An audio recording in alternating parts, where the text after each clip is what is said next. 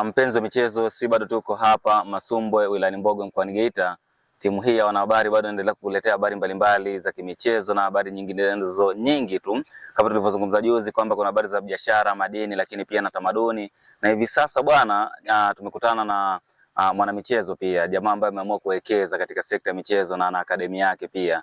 So tutapiga naye story mbili tatu na tutazungumzia kwa nini yeye aliamua kuwekeza katika sekta ya michezo. Bwana, karibu sana katika chaneli yetu, jitambulishe jina lakini pia tupige story mbili tatu kuhusiana na uwekezaji wako. Asante sana. Kwa majina naitwa Enrico Petro Kimogere, ni mkaaji wa hapa Masumbwe Mbogwe. Niko na hii project kama mnavyoona, na tupo kwenye hatua ya kujenga hostel ya vijana kwa ajili ya ufunguzi wa sport center. Okay, na kwa nini uliamua kuwekeza sana kwenye michezo wakati kuna vitu vingi ambavyo ungeweza kufanya tofauti na michezo? Kilichokusukuma ni nini? Kwanza kabisa mimi ni mpenzi wa michezo, nimekuwa nikicheza mpira toka utotoni mwangu, lakini hapo katikati niliacha kwa ajili ya majukumu ya hapa na pale. Kwa saizi naendelea na mazoezi. Lakini kitu kingine ambacho nimekuwa nikiangalia kwa vijana, watoto wanaokuwa hawa, walio wengi unakuta wanakuwa katika mazingira ambayo wakati mwingine wanapungukiwa sehemu za kukaa wakakuwa. Nikaja na wazo la kwamba nikipata sapoti nguvu, kwa sababu eneo lipo, niweze kutengeneza sehemu ya michezo ambapo tutawalea vijana, kwa sababu watoto wanahitaji katika makuzi yao wakuwe wakizingatia vitu kama viwili vitatu. Mtoto anapokuwa kijana bado hajawa na majukumu yale ya utu uzima, tunazingatia kwamba cha kwanza awasaidie wazazi, atenge muda wa kumtumikia Mwenyezi Mungu, lakini kwa ajili ya michezo ikiwezekana apate muendelezo na maslahi au anufaike zaidi kupitia michezo, kwa maana ya kwamba taifa linamhitaji kwa ajili ya kulinufaisha taifa. Tuseme michezo ni kwa ajili ya muhusika mwenyewe, lakini pia taifa anaweza akaliletea faida na kulitangaza.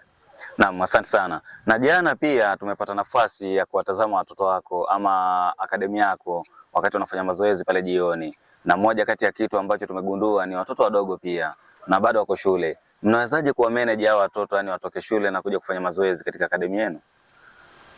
Ni hivyo watoto wanatoka shuleni, wanafika majumbani, jioni tunakuwa nao, siku za weekend pia wanakuwa na mwalimu kwa ajili ya michezo. Tunawamanage hivyo, lakini wengine wanaishia kuendelea kwa sababu hamna sehemu ya ambapo wanatokea, wanakaa kwenye kituo husika. Ndio tukaja na hili wazo labda la tujenge hosteli ambapo wale watoto tutawaomba kwa wazazi wao, wanatokea mikononi mwetu.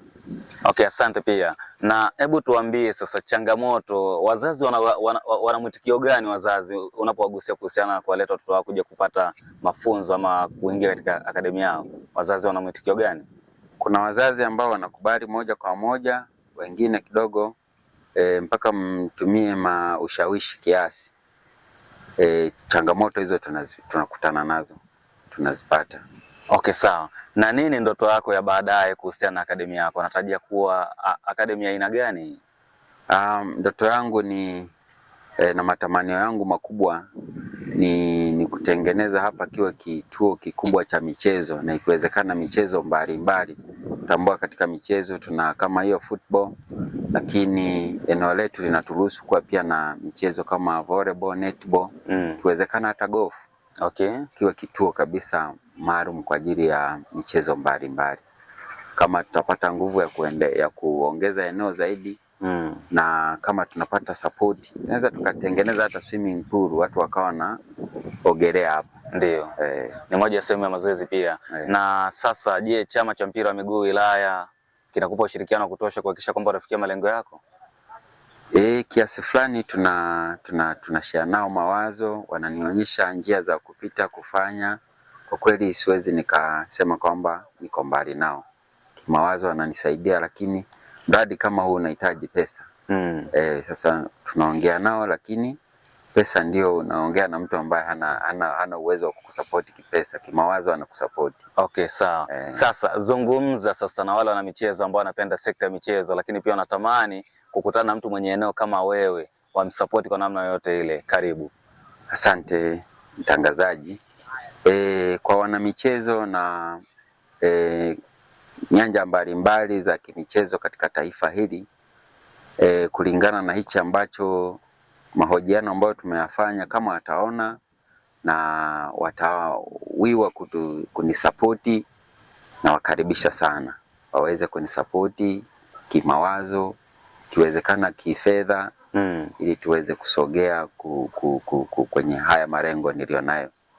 Kwamba mpira saizi umekuwa ni fursa kubwa sana kwa vijana na umetajirisha familia nyingi zaidi hapa Tanzania, lakini pia na duniani kwa ujumla. Sasa hebu toa wito kwa wale wazazi ambao wana watoto na wana vipaji lakini hawataki watoto wao washiriki mpira wa miguu. Kwa swala hilo hapo, ni mimi nawaomba tu wazazi wajaribu kuangalia. Saizi dunia imeshakuwa ni kiganja, wanapata taarifa mbalimbali, wanajionea katika runinga yale ambayo vijana wameyafanya kitaifa, katika taifa letu na kwa dunia nzima. Familia zinanufaika. Tumesoma historia za wachezaji wanatoka familia ambazo ni maskini, lakini kupitia michezo wale vijana wamepata pesa, wamekuwa wanufaika wa michezo, na familia kwa ujumla leo hii zinaendelea na zinaishi maisha mazuri. Kwa hiyo wazazi wajifunze kupitia vitu kama hivyo, waone umuhimu wa kuwaruhusu vijana wao kuingia katika michezo, kwa sababu fursa ziko mbalimbali.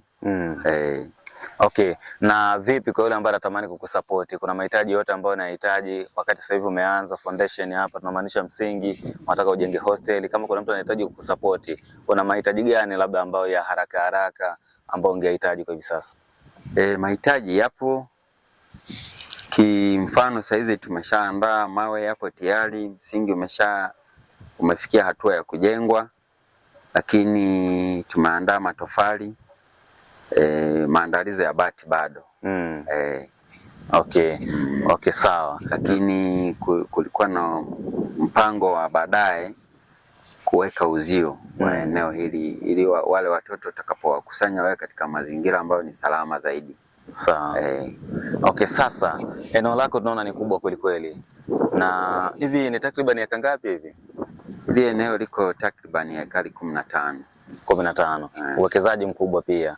Na zungumza sasa na rais. Tunajua rais mpenda michezo pia. Na mara nyingi tumeona akiwa anatoa goli la mama. Watu wanapewa mpaka milioni 5, milioni 10. Umepata fursa sasa, rais anakutazama. Unamwambia nini wewe kama mwekezaji wa michezo? Kweli kwanza nimpe pongezi mama yetu. Kweli tumesikia akitoa goli la mama, lakini tu ni muombe kwa sisi wadau wa michezo ambao tunakuja na mawazo haya ya kuanzisha michezo, atusapoti. Ndio ombi langu, anisapoti, atusapoti wale ambao tunakuja na mawazo kama haya, ikimpendeza zaidi.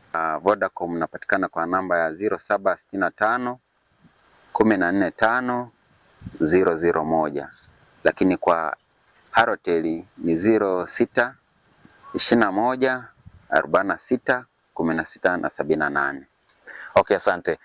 Bwana mtazamaji, sisi tunaendelea kukuletea habari mbalimbali kama nilivyokujuza, habari za kimichezo, burudani, madini na utamaduni. Na ndio maana tumekita kambi hapa wilaya Mbogo na tutaendelea kuzungumza na wadau mbalimbali. Natumaini sisi mpaka tunaondoka hapa tutakuwa umepata vitu vingi sana. Huyu jamani mwekezaji, lakini pia anahitaji support. Kama ulivyosikia amesema kwamba ana eneo takriban ekari 15. Si uwekezaji mdogo, ni uwekezaji mkubwa. Jamaa na future pia kutengeneza mpira wa miguu na kukua pia katika Tanzania yetu kwa ujumla. Sasa mimi niseme tu, nyuma ya kamera alikuwa Popo Kayanda.